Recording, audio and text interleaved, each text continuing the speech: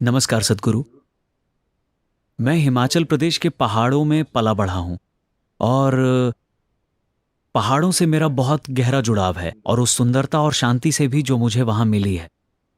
और महादेव और संगीत से मुझे बहुत सारी इंस्पिरेशन मिली है।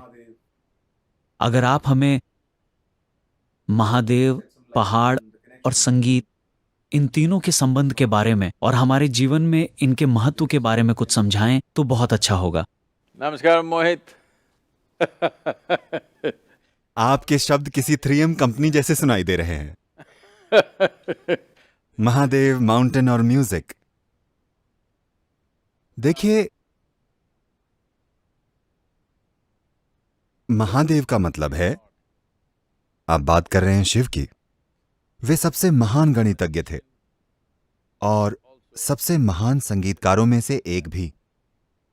लेकिन लोगों ने उनका संगीत ज्यादा नहीं सुना क्योंकि वे अपने ही संगीत पर नाचते थे और दूसरों ने वो संगीत नहीं सुना।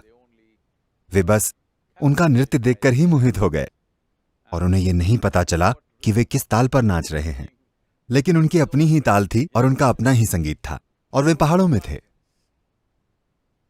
तो आप पहाड़ी हैं, तो स्वाभाविक रूप से पहाड़ों में एक खास चीज होती है।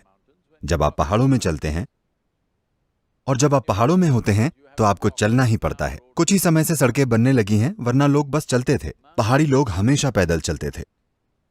जब आप मंजिल से दूरी जाने बिना बस पैदल चलते जाते हैं, जब आपको रोज पैदल चलना पड़ता है, तो आप देखेंगे कि आप अपनी खुद की एक ताल बना लेते हैं। आपकी चाल में एक तरह का संगीत और एक तरह की ताल आ जाती है, क्योंकि आपको अपनी ऊर्जा बचानी होती है। आप शहर वालों की तरह नहीं चल सकते। आप एक खास तरीके से चलते हैं ताकि कम से कम ऊर्जा खर्च हो और आप ज्यादा से ज्यादा चल पाएं। यह अपने आप में एक तरह का संगीत और नृत्य बन जाता है।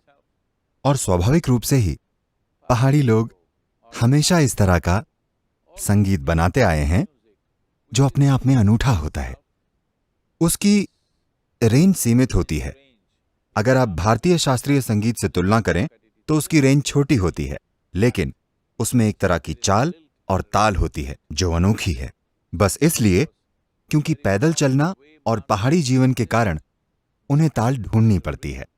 नहीं तो उस जमीन पर जीवन जीना मुश्किल है, क्योंकि ऊर्जा की बचत करना पहाड़ी जीवन का एक अहम हिस्सा है।